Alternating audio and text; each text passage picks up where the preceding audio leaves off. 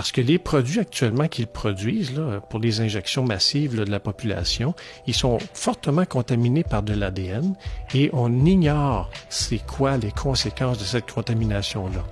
Est-ce que, c'est possible qu'il n'y ait pas aucune complication sur la santé des gens, mais on ne peut avancer aucune garantie, on ne le sait pas.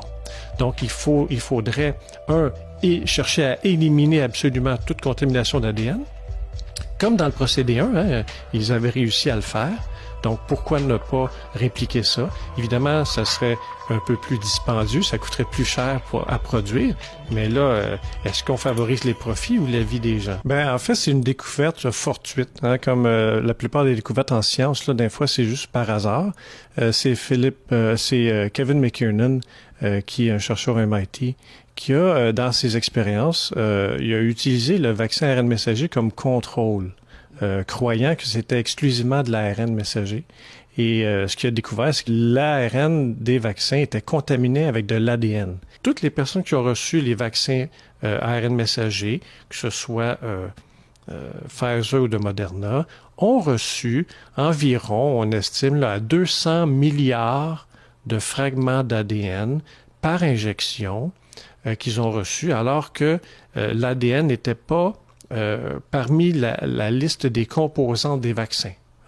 Donc, l'ADN n'a pas été déclaré par des compagnies comme faisant partie de la composition du vaccin. Ce que je peux déplorer très vivement, c'est que les autorités, en fait, la compagnie Pfizer a testé les vaccins du procédé 2 contaminés avec l'ADN. Ils l'ont testé sur environ 250 personnes pendant quelques semaines. Et puis, tout était beau et là, on vaccine les milliards de personnes sur la Terre.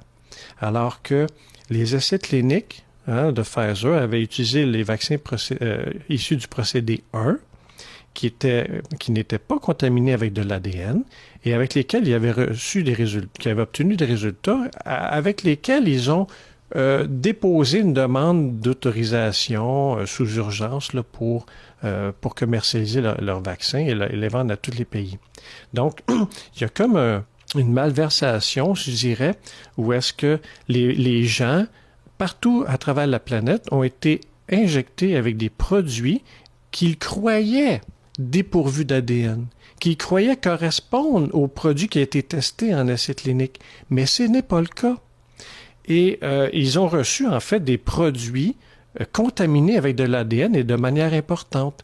Les niveaux dépassent, selon David Speaker, sa dernière publication, là, en octobre 2023, il souligne que ça dépasse d'environ 200 à 500 fois la norme d'acceptabilité de la contamination d'ADN dans les injections. Donc, déjà, pour ma part, je qualifiais ces produits-là comme des produits de thérapie génique. Et là, avec la présence d'ADN, ça ne fait que le confirmer. Et là, avec les nanoparticules qui sont dans le vaccin, ça permet la livraison de cet élément-là régulateur de l'expression des gènes dans les cellules, dans n'importe laquelle des cellules de notre corps. Donc, d'où le risque, parce qu'une fois que cet élément-là entre dans la cellule, il y a aussi la propriété d'amener l'ADN au noyau. Et si s'insère dans notre génome, ça a plusieurs implications.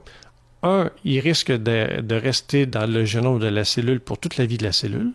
Si la cellule est une cellule reproductrice, comme dans les spermatozoïdes ou les ovules, elle peut être transférée à la prochaine génération, donc aux enfants de la personne injectée, et aussi l'intégration du SV40, du promoteur SV40, dans le génome, va favoriser la surexpression, la forte expression des gènes qui vont se trouver autour. Ça peut donner naissance à un cancer. Donc, la cellule peut devenir cancéreuse et initier comme ça un processus tumoral et entraîner éventuellement la mort de la personne. Donc, c'est un risque qui n'est pas négligeable et que là, parce qu'on sait qu'il y a des fragments d'ADN dans les injections avec nanoparticules et que ces fragments-là peuvent correspondre au promoteur SV40, il y a des forts risques qu'on soit exposé à un problème qui soit potentiellement relié à l'apparition de cancer dans la population. Et c'est une grave erreur scientifique de présumer que les vaccins issus du procédé 2 ont les mêmes propriétés, mêmes contenus, mêmes caractéristiques que ceux issus du procédé 1. Et pourtant, toute l'autorisation par les autorités, la publicité qui est faite incessamment par le gouvernement depuis des années, allez vous faire vacciner, le vaccin est sûr et efficace et tout ça, c'est peut-être vrai, OK, pour les vaccins issus du procédé 1, mais personne dans le grand public n'a été injecté avec ce vaccin-là. Toute la population mondiale a été injectée avec les vaccins issus du procédé 2 qui n'a pas été étudié aussi, en fait, qui n'a pas été étudié, point. Donc, j'irais jusqu'à dire que c'est une arnaque de faire croire à la population que vous recevez un vaccin qui a fait l'objet d'études cliniques comme Pfizer le fait, alors que c'est pas du tout vrai. Ce n'est pas vrai et les vaccins issus du procédé 2 doivent faire l'objet d'une étude beaucoup plus rigoureuse avant de continuer d'être commercialisés.